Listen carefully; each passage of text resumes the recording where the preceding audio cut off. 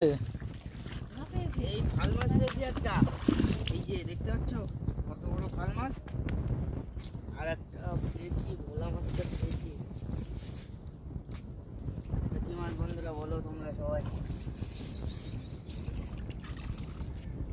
এটা কি ওই এটা দোল? হলো ভোলা মাছ, দেখতে পাচ্ছ এই দোনে ধরেছে বড়শিতে। এই যে চিংড়ি মাছের চার নিয়ে গিয়েছিলাম, আর এই মাছটা পড়েছে।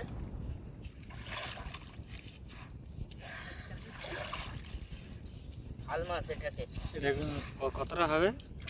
এটা তো 1.5 কিলো তো হবে, অবশ্যই 1.5-2 কিলো হবে।